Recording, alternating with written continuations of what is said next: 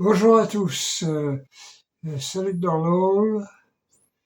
Je vais vous faire aujourd'hui une vidéo avec ma tablette et chez moi c'est un grand événement parce que je ne sais pas, voilà, j'ai des trucs qui se reflètent dans mes lunettes, la lumière qui se reflète dans mes lunettes, donc je ne sais pas ce que ça va donner ni même si vous allez m'entendre. Bon, alors je vais vous faire l'hymne 1.54 du Rig Veda, qui est adressé à Indra, avec comme rishi Savya Angirasa. Bon, alors c'est la fameuse famille des Angiras.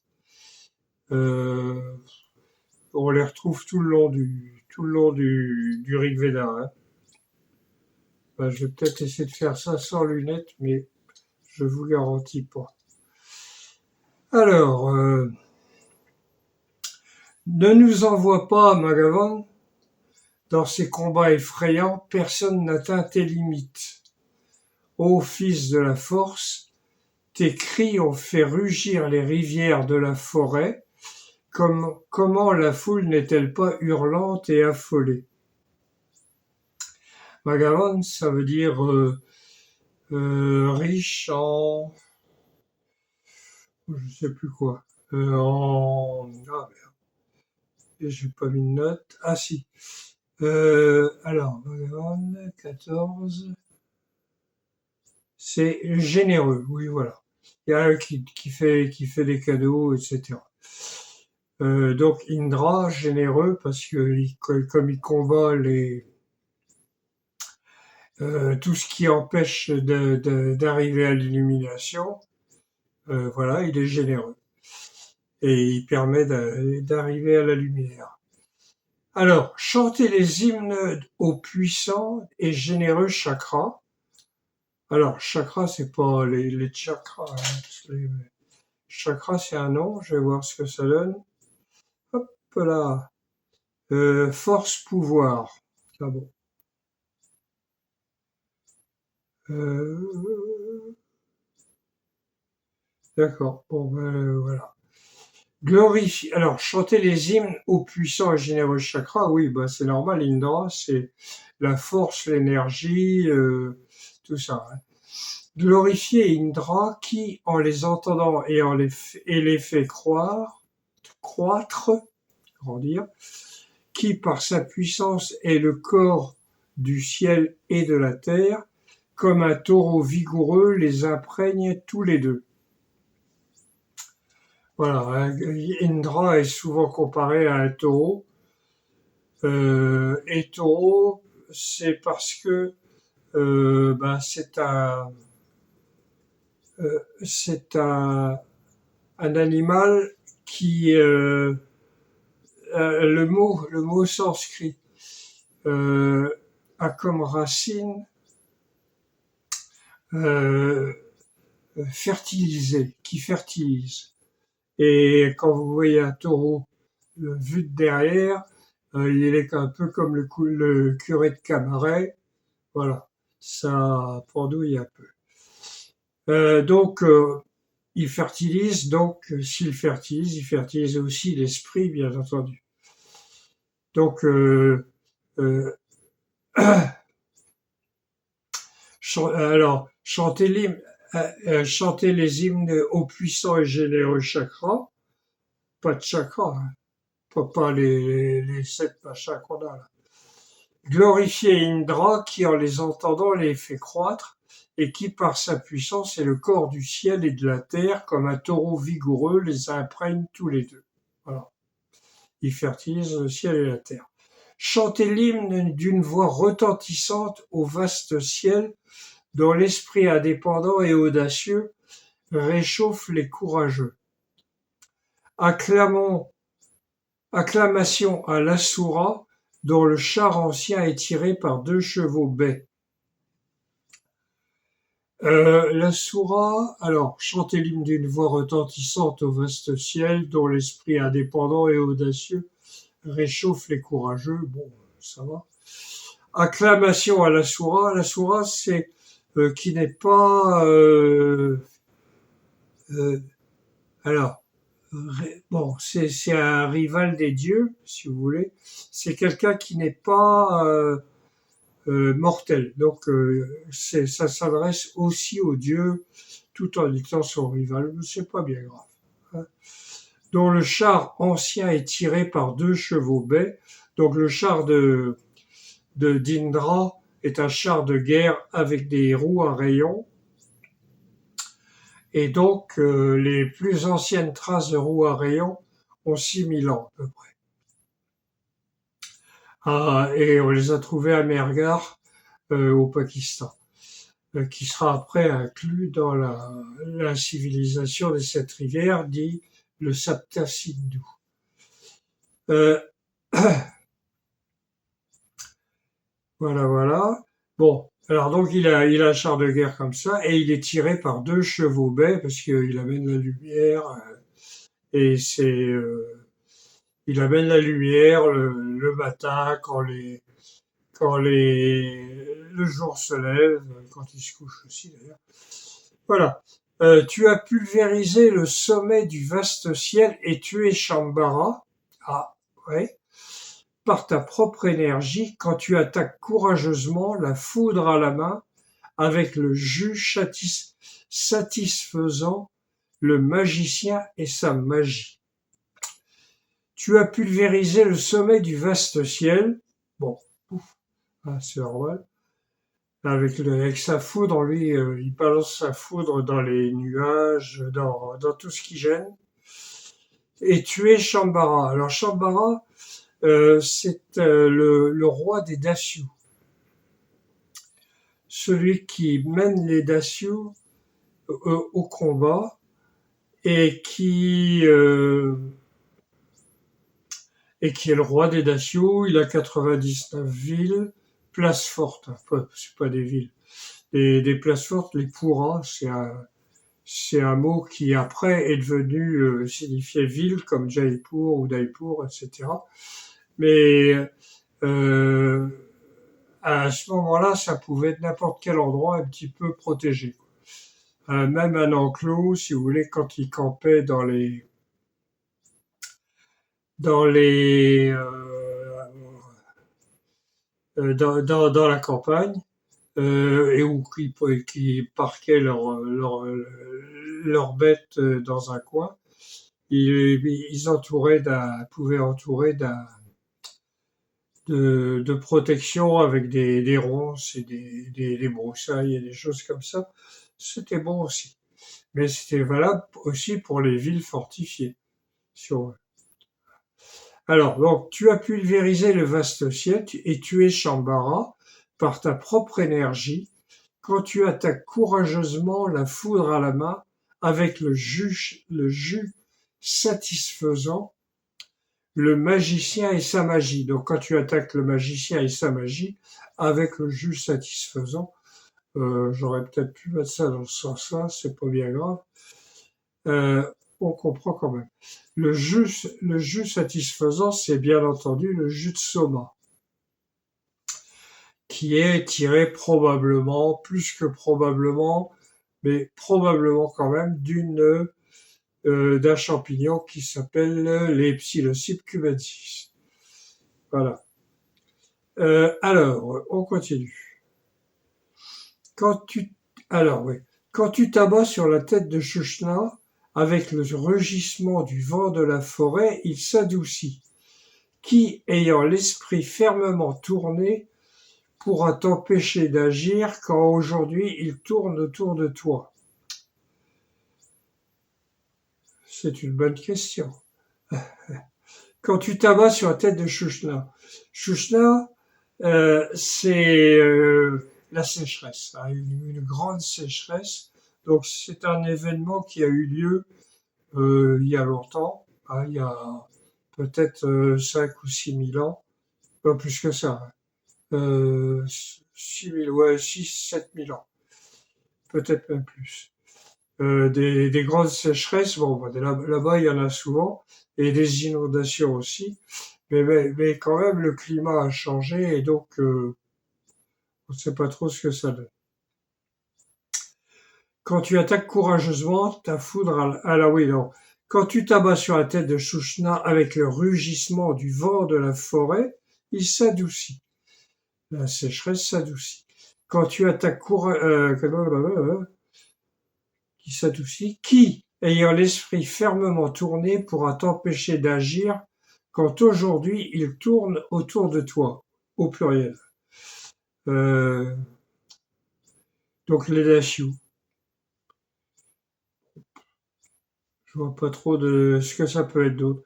Tu as sauvé Naria, Turvasha, Yadou, et tu as aidé le Vaya, Turviti, Oshaklatu. Tu as, avec ton char multicolore, efficace dans la richesse, détruit les 99 villes des hypocrites. Je vous disais tout à l'heure que Shambhala avait 99 villes ou 99 places fortes. Et donc, les Daciou, ça veut dire qui empêche, qui retient, qui empêche. Par exemple, dans le cas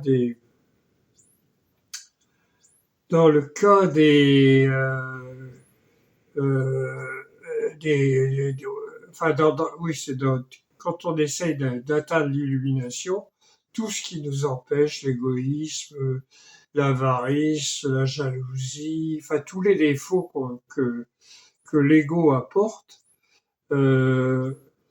ça, c'est bon, ils appellent ça des hypocrites, ils sont symbolisés par les daciens.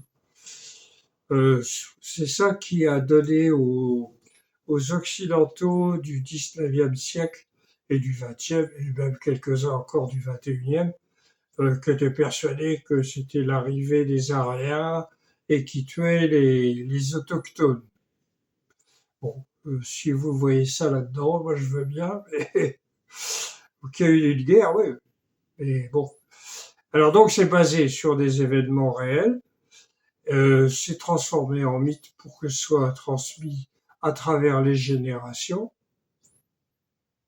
Et ça a marché, puisque si ça remonte à 7000 ans, on est dans le... ça nous fait, oui, 7000 ans. Donc 7 millénaires, et tout ça parce que ça a marché, parce que c'était oral. C'était pas écrit. Ils apprenaient par cœur, les gars, ils apprenaient par cœur tout le Rig Veda. Et ça continue encore. Il y a encore des familles qui le font. Si vous voyez des éclairs sur ma tête, là, c'est parce que c'est mon ordinateur qui au bout d'un moment, lui, il se coupe. Bon, alors, voilà. Donc, ouais, tu as sauvé Naria. Alors, Naria, ça veut dire héroïque. Turvasha, un héros, ancêtre du peuple d'un des peuples védiques. Yadou, pareil, un héros, ancêtre d'un des peuples védiques. Tu as aidé Vavia. Alors Vavia, je sais pas qui c'est, un des peuples du pays des 7 rivières. Ah oui, c'était pas le chef, mais bon. Et Turviti, un héros aussi, bon. Voilà. Oshatakratu, donc qui fait 100 actes merveilleux. Voilà. C'est comme ça qu'on traduit ça. Qui a 100 actions. Bon, mais comme c'est un dieu, ça peut pas être n'importe quoi. Avec ton char multicolore, efface la richesse, détruis les 99 villes des hypocrites. Ce serait intéressant de savoir pourquoi 99 et pas 100, mais bon. Ce roi souverain vraiment juste pour l'homme qui donne des offrandes, ce dirigeant renforce le bonheur de son peuple. Il chante et ou récite les hymnes par les dons de ce héros, de ce généreux. Il se fait il fait se dégonfler le ciel. Ah, alors là, je pense à mon avis qu'il s'agit qui libère les eaux, voilà, c'est ça. Euh, alors, donc les eaux symbolisent la lumière, hein, et la purification. Enfin là, c'est la lumière. Et donc Indra balance sa foudre dans les gros nuages noirs, et à ce moment-là, il pleut, et puis la sécheresse s'arrête. Ce roi souverain, vraiment juste pour l'homme qui donne des offrandes, ce dirigeant renforce le bonheur de son peuple. Il chante ou récite les hymnes. Par les dons de ce généreux, il fait se dégonfler le ciel. Donc on vient de le voir. Son pouvoir est sans égal, sa sagesse est incomparable, que les buveurs de Soma, par leurs actions, sois comme lui. Ce Soma, ô Indra, augmente ton grand pouvoir et ta puissante force, ô donateur. Donc son pouvoir est sans égal, sa sagesse est incomparable, bon, ça c'est clair. Que les buveurs de Soma, par leurs actions, soient comme lui. Indra était un grand amateur de Soma. Ouais, donc ce jus tiré probablement, très probablement, il n'y a pas une certitude absolue, mais c'est le mot qui décrit le Soma, il y a la carte. Par contre, il y a des absents. Il y a pas de graines, il n'y a pas de feuilles, il n'y a pas de graines, il n'y a pas de feuilles, il n'y a pas de fleurs et il n'y a pas de fruits. Donc c'est une plante et qui est, ça s'appelle Amchou, le nom de cette plante, ça veut dire filament. Et quand vous voyez le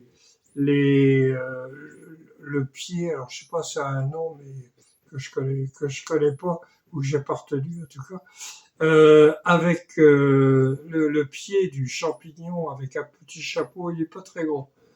Et par contre, le pied est très long et très fin. Et une fois que c'est séché, alors là, c'est tout petit. Donc, il est séché pour les conserver. Et après, les amener au sacrifice. Et avant la consommation du soma, le sacrifice durait 5 jours. C'était l'agnistoma, le sacrifice de base du Rig Veda. Il durait 5 jours. Pendant les 4 premiers jours, on préparait l'esprit des gens. Parce que si on y va sans se préparer l'esprit, ça risque d'être un peu délicat.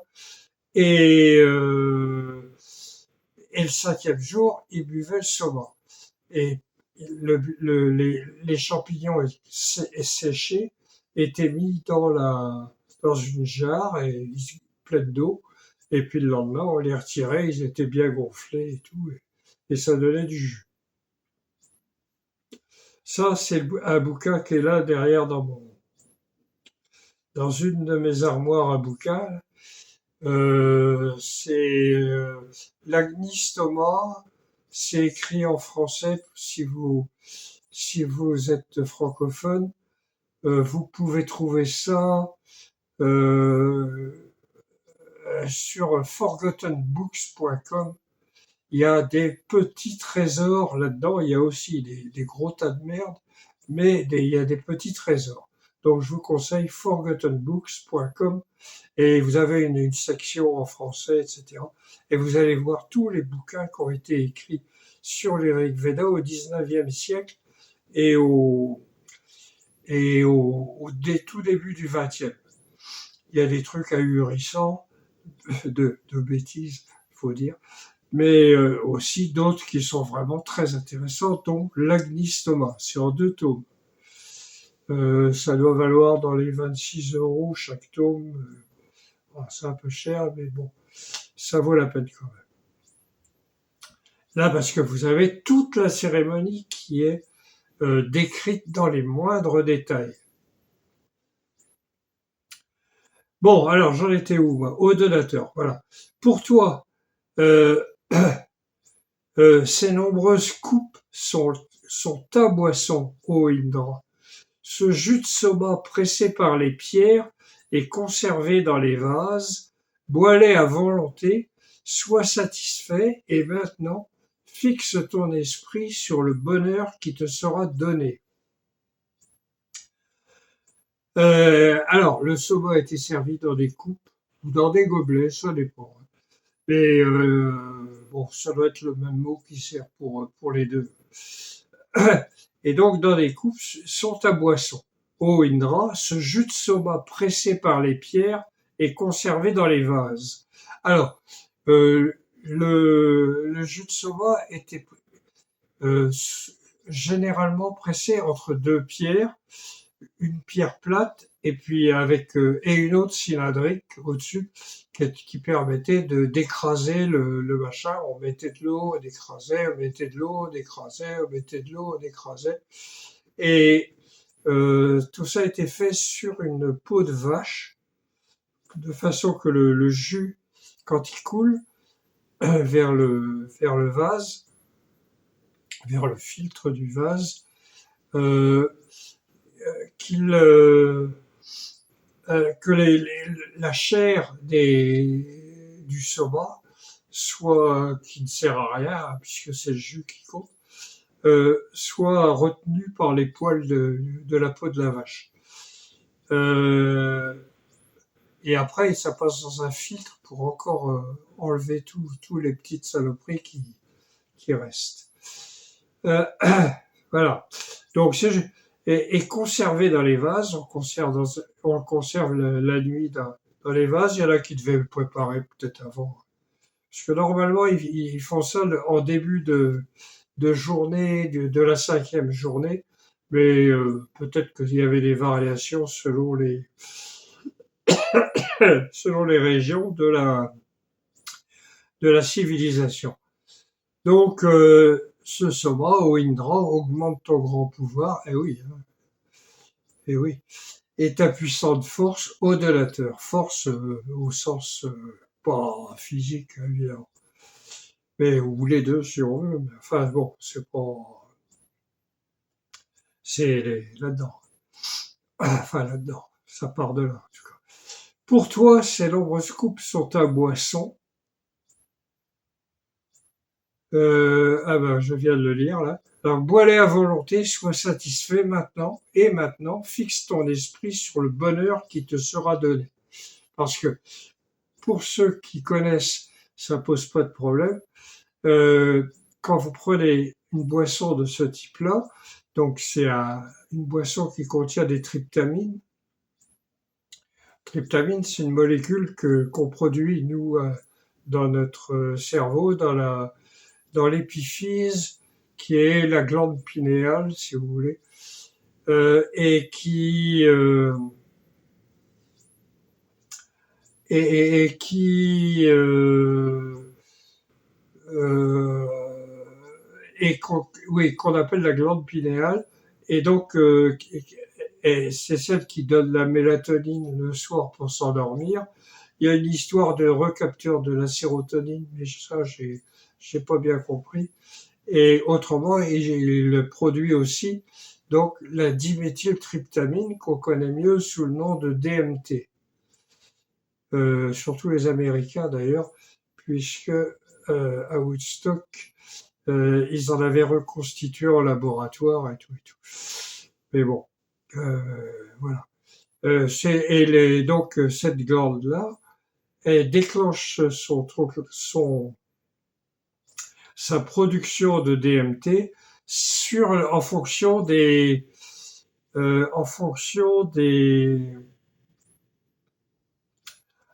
si on fait du yoga, si on fait du pranayama, de la respiration, enfin vous avez l'exemple de Stanislas Grof avec sa respiration holotropique qui est directement, qui vient de là, hein. Donc il obtenait exactement les mêmes effets avec la respiration holotropique, c'est-à-dire une respiration mise au point avec des yogis pour les occidentaux, parce que les occidentaux, ils fonctionnent pas tout à fait comme les Indiens. Et Et ouais, bon, et oui, donc on obtient la même chose. Voilà, voilà. Euh, alors, pour toi, il fixe son bonheur qui sera donné. L'obscurité régnait sur les eaux, et était retenue dans le ventre de Vritra. Alors Vritra, ça vient l'obscurité, les ténèbres, ce qui cache, ce qui empêche, enfin ce qui cache, ce qui couvre. Et là, ça a l'air d'être un nuage, les nuages. Hein, quand on arrive la mousson, il y a les gros nuages, et comme elle est attendue,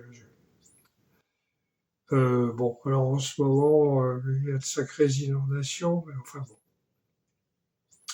Il devait y en avoir aussi à l'époque, mais je sais pas, hein, puisque le climat a changé depuis.